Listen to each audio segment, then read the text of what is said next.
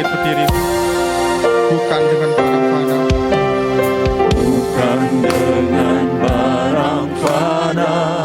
Kau membayar dosaku Tuhan, Kau membayar dosaku dengan darah yang mahal. dengan darah yang mahal. Tiada noda yang celah,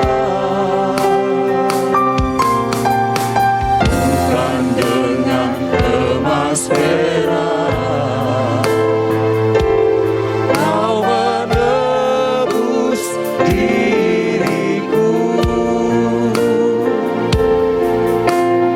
oleh segenap kasih dan pengorbananmu. Aku telah mati dan tinggalkan cara hidupku yang lama. Semuanya sia-sia dan tak berarti lagi. Hidup ini ku letakkan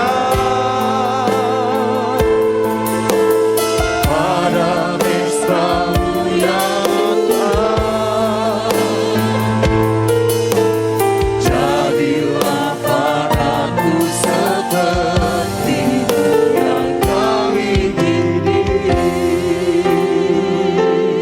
Mari jemaat Tuhan nyanyikan dengan segenap hati. Aku telah mati, ya Tuhan, dan tinggalkan cara hidupku yang lama. Semuanya sia-sia dan tak berarti lagi. Hidup ini ku letakkan Kami letakkan hidup kami Tuhan pada mezbah-Mu Tuhan. Mezbah-Mu ya Tuhan. Jadilah pada setiap kami Tuhan Jadilah padaku seperti yang Kau ingini. Haleluya. Ku telah mati, dan tinggalkan cara hidupku yang lama. Semuanya sia-sia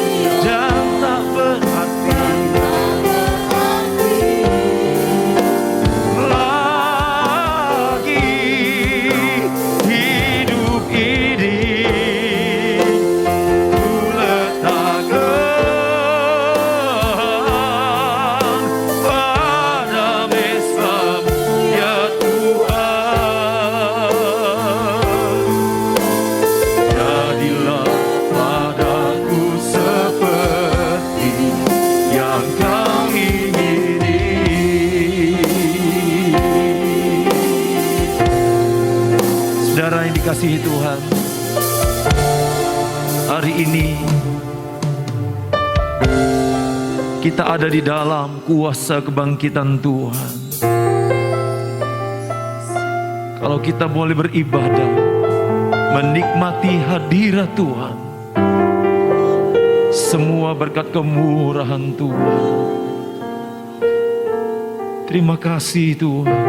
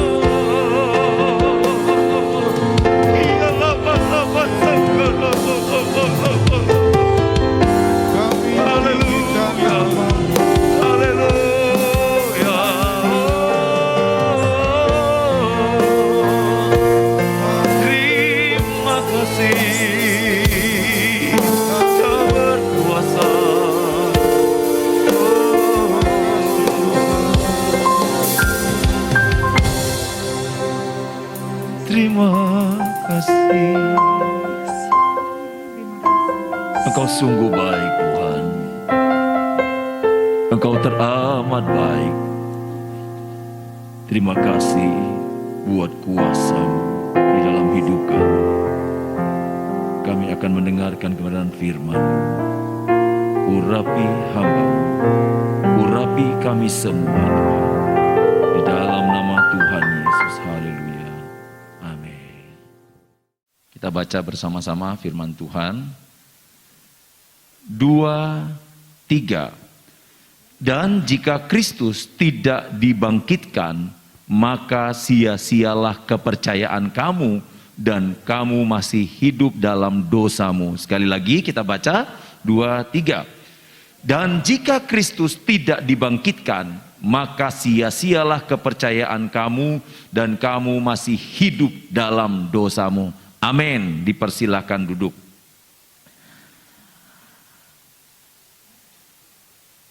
Bapak Ibu Saudara yang dikasihi dalam Tuhan Yesus Kristus, kalau kita berbicara kematian Tuhan, kita berbicara proses penyaliban, terus kematian Tuhan, tentu tidak akan terlepas dengan yang namanya kebangkitan.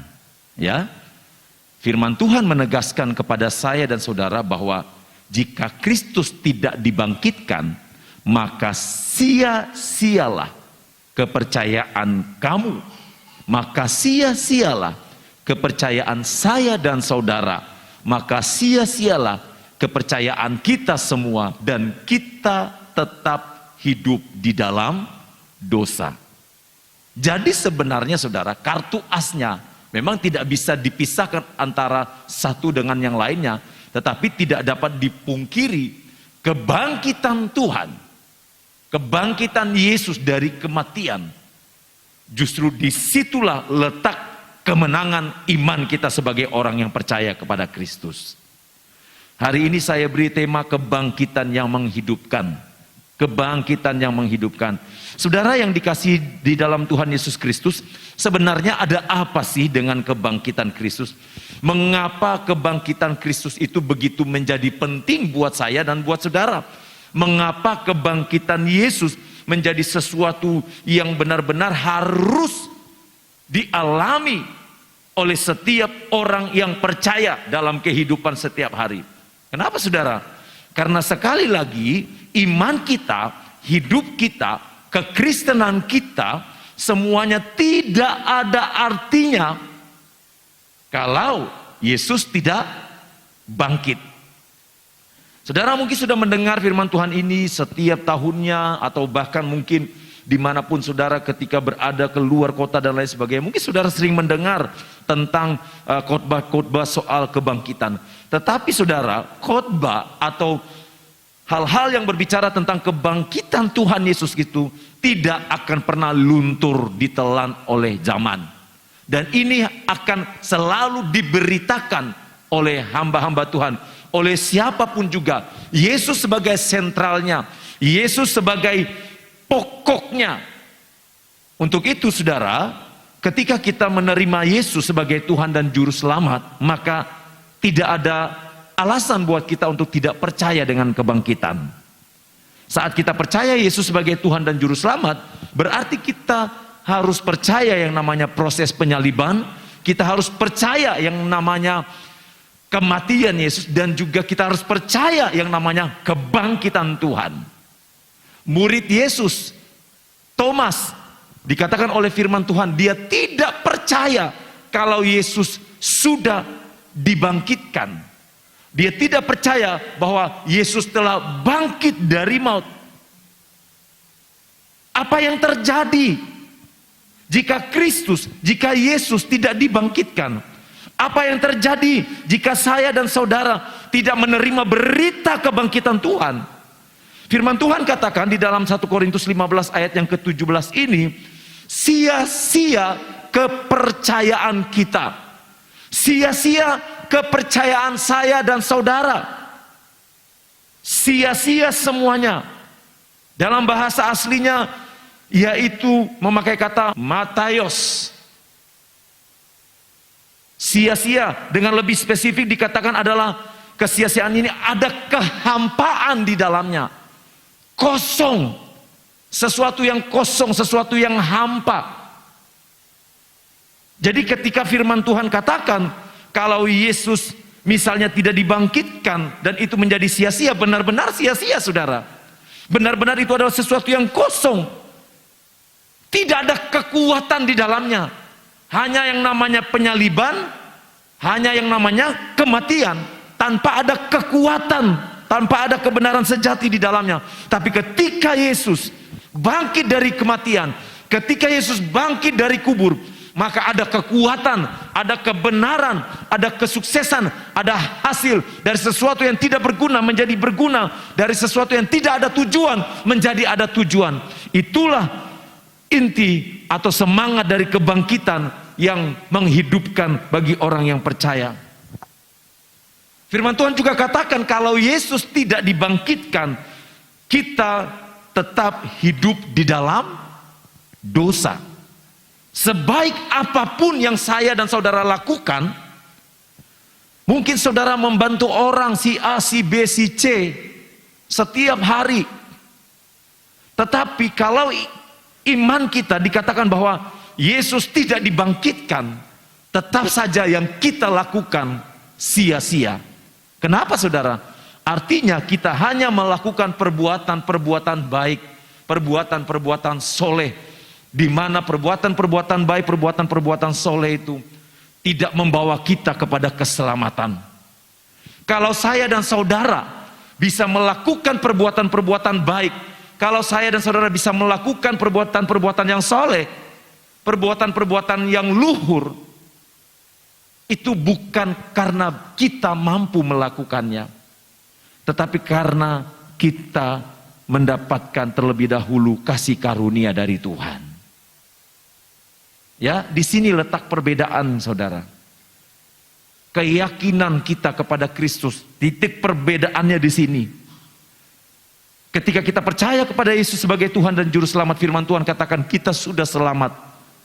Persoalannya seperti yang saya katakan yang lalu-lalu, apakah keselamatan itu kita kerjakan dengan benar di hadapan Tuhan, ataukah kita acuh tak acuh dengan keselamatan yang Tuhan sudah berikan kepada saya dan saudara. Kebangkitan Kristus tentu memberikan kehidupan kepada saya dan saudara.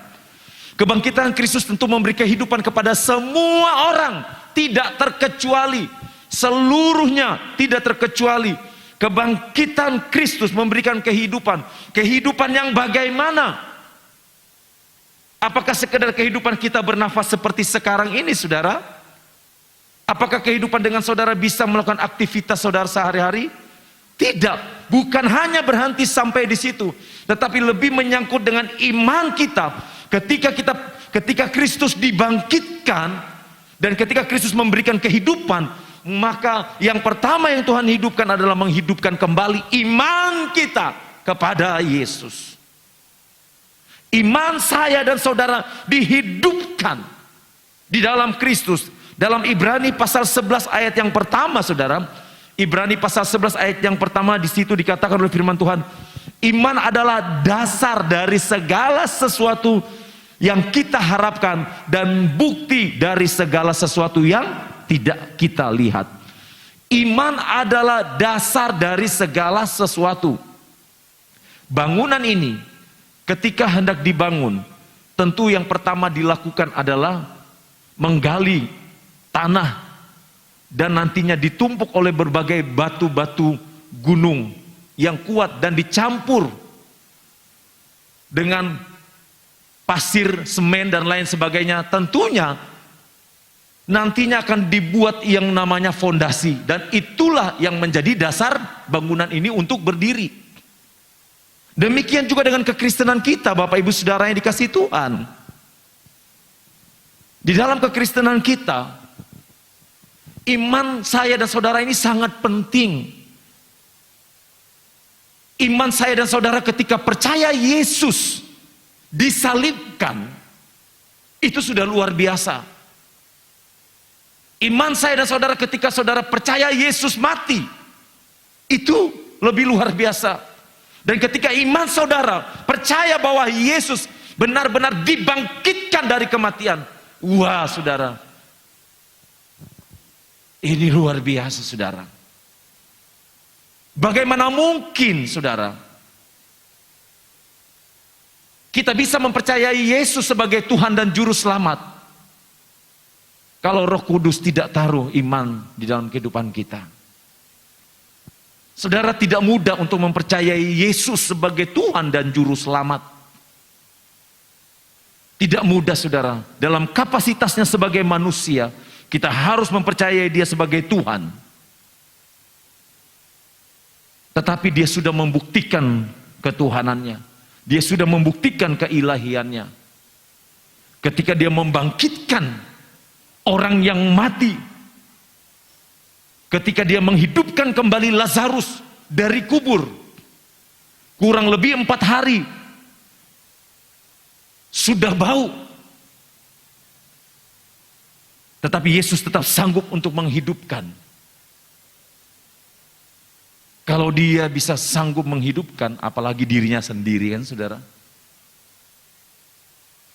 Nah saudara, untuk itu saya mengajak saya dan saudara, kalau memang kita mau memaknai kebangkitan Kristus itu yang menghidupkan, maka kita harus tahu dan kita harus pastikan bahwa kehidupan iman kita benar-benar sudah dihidupkan dalam kebangkitan dengan Kristus.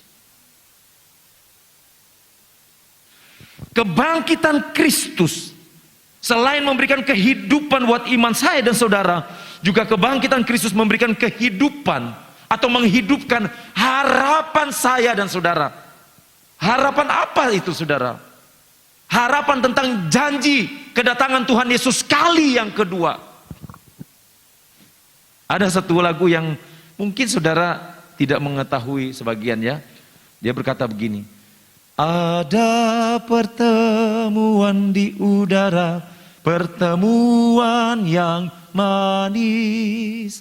Saya rindu bertemu di sana, jauh di udara. Nyanyian yang terdengar yang belum pernah didengar adalah kegirangan. Dan anak Allah yang bimbing kita, pertemuan di udara. Pengharapan kita, satu saat kita akan bertemu dengan Yesus di udara. Amin saudara? Amin saudara? Saudara tidak punya pengharapan itu bahwa satu saat saudara akan bertemu dengan Yesus? Jangan sampai saudara. Ini pengharapan kita. Ketika Yesus dibangkitkan, Dia menghidupkan kembali harapan murid-murid yang sempat hilang. Pada saat Yesus datang menghampiri murid-murid, Yesus menunjukkan dirinya kepada murid-murid. Ini aku, Yesus yang sudah disalibkan itu. Ini aku gurumu. Ketika Yesus menunjukkan itu kepada murid-murid, pengharapan mereka timbul kembali. Dan pada akhirnya mereka sadar bahwa memang benar Yesus datang di dunia sebagai raja, bukan raja dalam kapasitasnya memimpin hanya satu bangsa. Tetapi Yesus datang memimpin sebagai raja di atas segala raja. Dan pada akhirnya mereka menyadari itu, saudara. Menghidupkan pengharapan.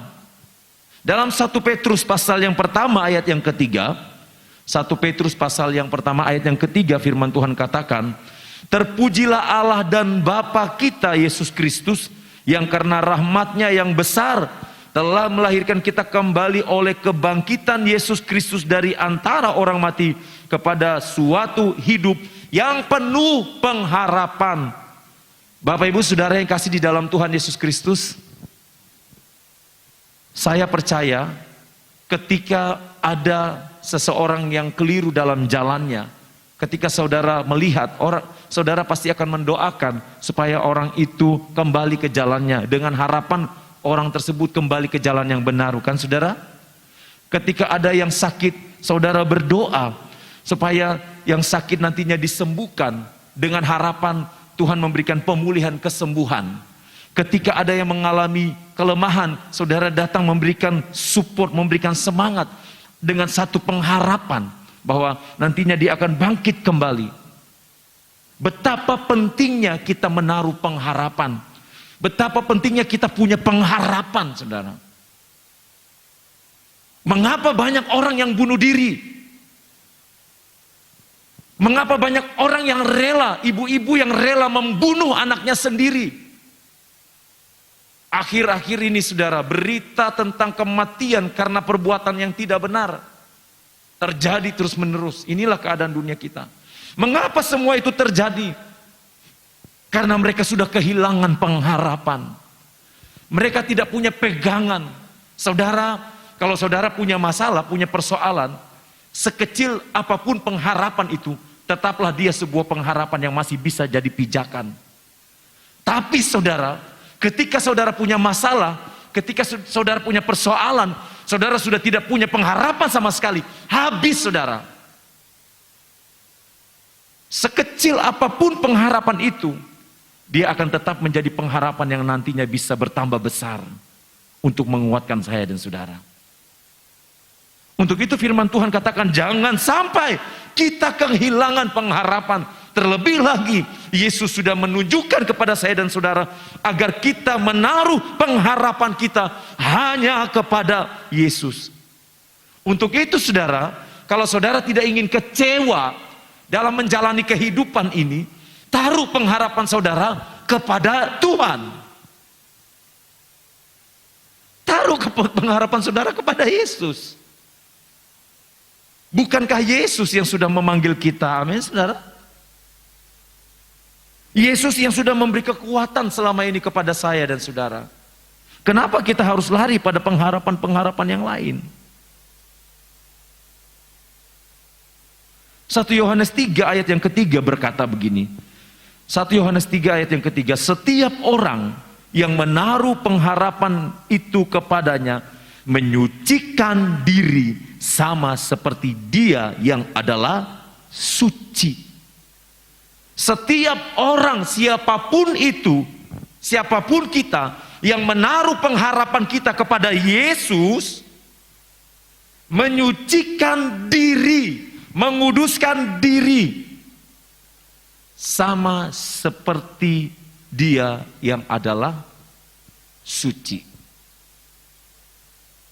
Sama seperti dia yang adalah suci. Kebangkitan Kristus memberikan kehidupan, juga menghidupkan kasih saya dan saudara. Tanpa kebangkitan Kristus, sekuat apapun kita menyatakan kasih kita kepada orang lain, kepada istri, kepada suami, atau kepada siapapun, tanpa ada Kristus di dalam diri kita, tanpa ada Roh Kudus yang menaruh kasih itu di dalam diri kita, maka semuanya akan menjadi sia-sia. Kasihnya bukanlah kasih yang sempurna. Sebab kebangkitan Kristus memberikan kasih yang sempurna. Kasih yang sempurna telah ku terima darimu. Kasih yang sempurna. Yesus memberikan kasih yang sempurna buat saya. Yesus memberikan kasih yang sempurna buat saudara. Dengan harapan saya dan saudara juga menyampaikan kasih yang sempurna itu kepada yang lain. Yesus memberikan kasih yang sempurna kepada saya dan saudara. Bukan untuk kita nikmati sendiri kasih itu. Bukan untuk kita nikmati sendiri kasih itu. Tetapi lebih daripada itu, Yesus mau dengan kasih yang sempurna yang sudah Dia berikan, Yesus mau kita juga membagikan kasih yang sempurna itu kepada siapapun juga yang Tuhan gerakan kita untuk membagikan kasih yang sempurna itu. Efesus pasal yang kedua. Efesus pasal yang kedua ayat yang keempat dan ayat yang kelima. Firman Tuhan berkata, akan tetapi Allah yang kaya dengan belas kasih dan kasih-Nya yang besar itu, Ia mengasihi kita. Telah menghidupkan kita bersama-sama dengan Kristus. Sekalipun kita telah mati oleh kesalahan-kesalahan kita, oleh kasih karunia, kamu diselamatkan. Inilah Tuhan Yesus. Inilah Allah yang kita sembah. Dia mau kita menghidupkan iman kita. Dia mau iman kita bertumbuh di dalam Dia. Dia mau harapan kita bertumbuh di dalam Dia. Dia mau kasih kita bertumbuh di dalam Dia. Bukan kasih yang semu, saudara. Bukan kasih yang semu. Apa bedanya firman Tuhan katakan kita dengan orang yang ada di luar sana? Kalau kasih kita adalah kasih yang semu. Mari kita membangun, saudara, iman kita, kasih kita, pengharapan kita kepada Tuhan dengan benar. Ketika kita membangun iman, pengharapan, dan kasih kita kepada Tuhan dengan benar, saudara, segala sesuatu yang terjadi, kita akan tetap jalan dengan benar di hadapan Tuhan. Tidak akan ada kekecewaan di dalam diri kita. Kalau kita membangun iman, pengharapan, dan kasih kita kepada Tuhan dengan benar. Saat iman, pengharapan, kasih kita dihidupkan kembali oleh Yesus. Saat iman dan pengharapan kita dihidupkan kembali oleh Yesus. Di dalam Filipi pasal 4 ayat yang ketiga, segala perkara dapat kutanggung di dalam Dia yang memberikan kekuatan kepadaku. Saat iman, pengharapan, dan kasih kita dihidupkan kembali oleh Kristus, maka firman Tuhan katakan kita dapat melewati segala rintangan, segala masalah, segala persoalan dengan damai sejahtera. Murid-murid Yesus, ketika Yesus mati, mereka mengalami ketakutan yang luar biasa. Mereka tahu bahwa tidak ada lagi orang yang terdepan yang bisa membela mereka. Mereka sadar bahwa sudah tidak ada lagi guru sejati yang dijadikan panutan. Mereka sadar bahwa tidak ada sosok Yesus yang bisa membuat mereka berada dalam satu kondisi yang luar biasa, saudara. Tetapi, saudara, ketika Yesus bangkit dari kematian, Yesus menunjukkan bahwa aku memberikan damai kepadamu untuk melewati tantangan demi tantangan di dalam kehidupan saudara. Setiap kita punya salib masing-masing yang dipikul. Punya salib masing-masing yang Tuhan izinkan. Saya lain dengan Ibu Gembala. saudara lain dengan keluarga saudara yang lainnya. Tidak ada yang sama. Masing-masing punya salibnya. Tetapi lewat kebangkitan Kristus, Tuhan mau tunjukkan kepada saya dan saudara bahwa kita akan tetap bisa memikul salib kita karena Tuhan sudah melewati jalan itu terlebih dahulu. Amin, saudara. Saat iman, pengharapan, dan kasih kita dihidupkan kembali oleh kebangkitan Kristus, maka firman Tuhan katakan, kita akan dibebaskan, kita didewasakan, kita mampu menjadi pribadi yang dewasa di dalam Tuhan. Didewasakan. Kalau kita mengikuti Yesus, saudara, kita tidak bertumbuh, berarti ada yang salah dengan diri kita. Kenapa, saudara? Saudara yang suka bercocok tanam, tanam-tanaman apapun itu, pasti saudara tahu proses pertumbuhan dari tanaman itu. Entahkah itu padi, entahkah itu pohon mangga, entahkah itu bunga, pasti bertumbuh, bukan? Kalau ada sedikit masalah, saudara pasti akan mengatasi semuanya. Saya pernah memotong satu pohon jambu, di mana pohon jambu ini benalunya luar biasa, saudara. Lebih banyak daun benalunya daripada daun jambunya itu sendiri. Sehingga ketika jambu ini berbuah, pohon jambu ini berbuah, saudara tahu apa yang dihasilkan? Yang dihasilkan adalah buah-buah yang busuk, banyak ulat di dalamnya. Ketika saya tahu bahwa pohon jambu ini buahnya tidak bagus, saya berinisiatif, saudara. Saya panjat pohonnya, saya potong semua benalu-benalu yang ada yang menempel sebagai inang di pohon jambu itu. Saya bersihkan sampai pada akhirnya pohon jambu itu sampai hampir kelihatan tidak berdaun lagi. Tapi apa yang terjadi, saudara? Ketika saya sudah melakukan pembersihan terhadap pohon jambu ini, pelan-pelan pohon jambu ini mengeluarkan daun-daun muda, daun-daun yang segar, daun-daun terbaik. Pada akhirnya pohon jambu ini ketika berbuah, buah yang dihasilkan adalah buah yang manis. Inilah kebangkitan Yesus. Kebangkitan Yesus.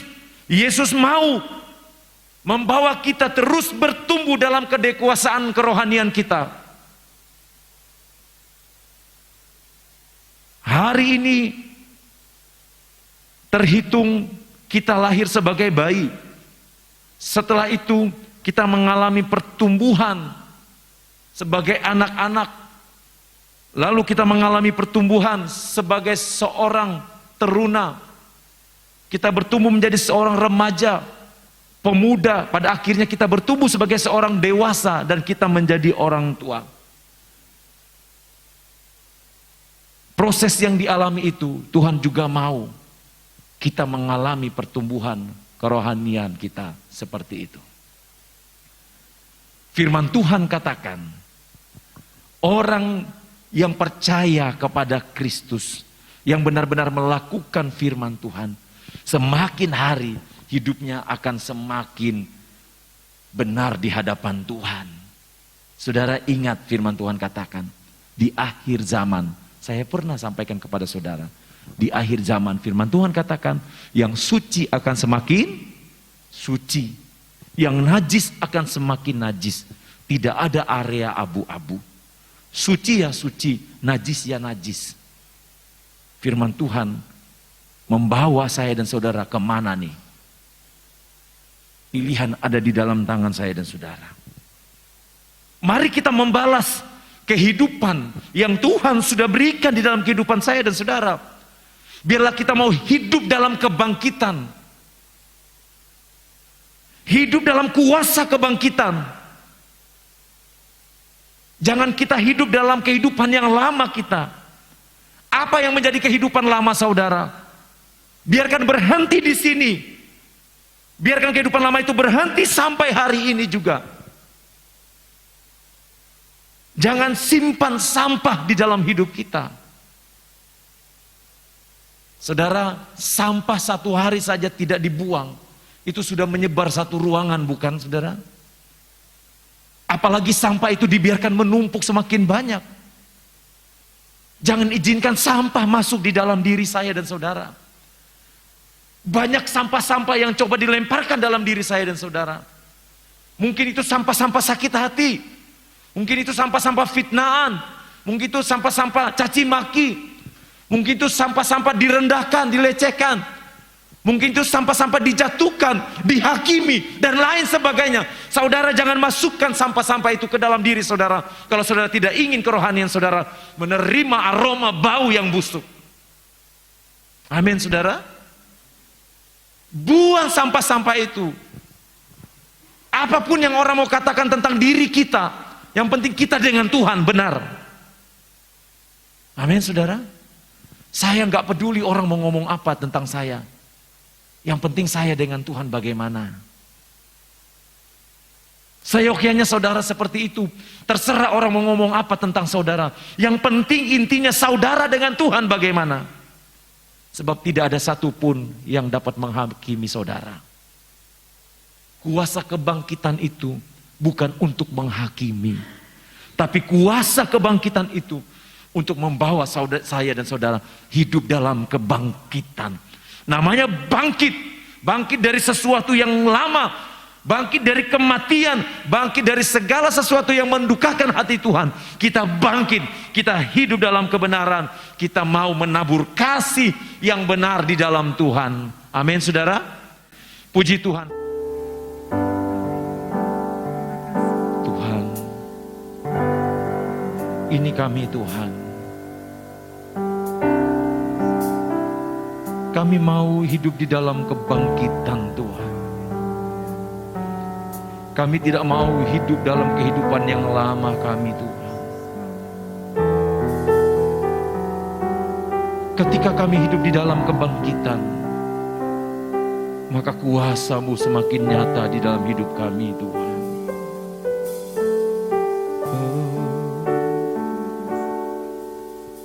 Ku datang ya Bapa dalam kerinduan,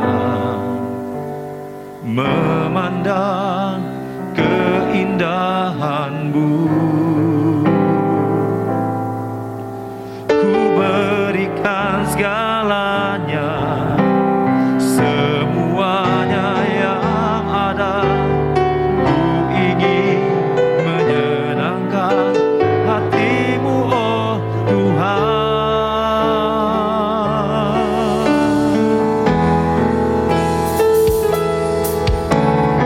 Ku datang ya Bapa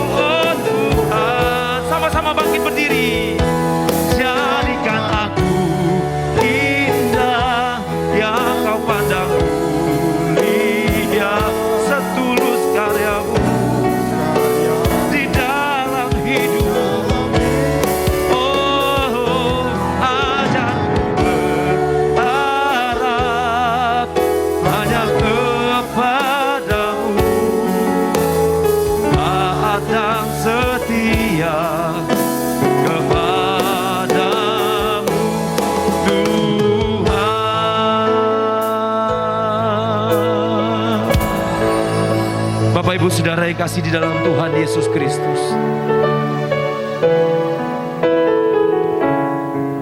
mari kita mengingat kembali kebaikan Tuhan, kebangkitan Tuhan di dalam hidup kita. Kita mengingat kembali kuasa kebangkitan Tuhan, agar kita mengalami kemenangan lepas kemenangan setiap hari dalam hidup ini. Mungkin saat ini engkau sedang mengalami keadaan yang tidak baik, di mana orang lain tidak mengetahuinya, hanya engkau dan Tuhan. Tetapi percayalah, Tuhan sudah menghidupkan kembali iman kita. Tuhan sudah menghidupkan kembali pengharapan kita. Tuhan sudah menghidupkan kembali kasih kita. Di dalam kuasa kebangkitannya, kita disempurnakan. Haleluya.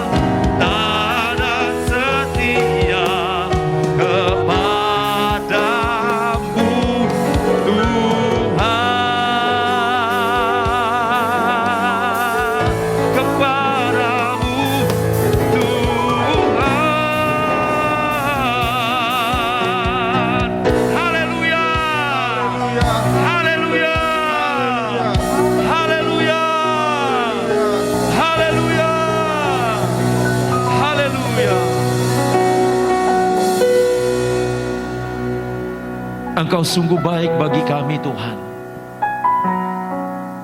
Kuasa-Mu begitu nyata di dalam hidup kami setiap hari. Terima kasih Tuhan. Terima kasih buat semuanya. Biarlah anugerah-Mu terus mengalir di dalam kehidupan kami.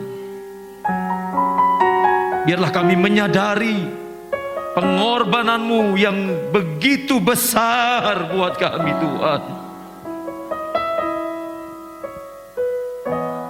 Bapa, bawa kami untuk melewati hari-hari kami dengan benar di hadapan-Mu. Biarlah kami selalu melakukannya dengan mengingat akan kasih-Mu. Terima kasih Tuhan. Balas berkati Tuhan umat-umat Tuhan yang sudah hadir saat ini, yang sudah melayani pekerjaan Tuhan, yang sudah memberkati apapun itu Tuhan. Biarlah nama Tuhan dipermuliakan. dalam pekerjaan, dalam keluarga, dalam rumah tangga, semuanya diberkati oleh Tuhan. Bangsa dan negara kami, kota kami serahkan ke dalam tangan Tuhan. Tuhan bekerja bagi bangsa kami. Tuhan yang berkuasa atas bangsa kami dan kota kami, Tuhan. Aparat keamanan yang sudah Engkau izinkan untuk bertugas, Tuhan, Tuhan juga balas memberkati. Keluarga mereka, Tuhan memberkati. Saudaraku, angkatlah tanganmu dan terimalah berkat Tuhan. Tuhan melindungi engkau. Tuhan menghadapkan wajahnya kepadamu dan memberi engkau damai sejahtera. Biarlah engkau pulang dengan membawa sukacita Allah yang melimpah saat ini sampai selama-lamanya di dalam nama Tuhan Yesus Kristus. Haleluya. Amin.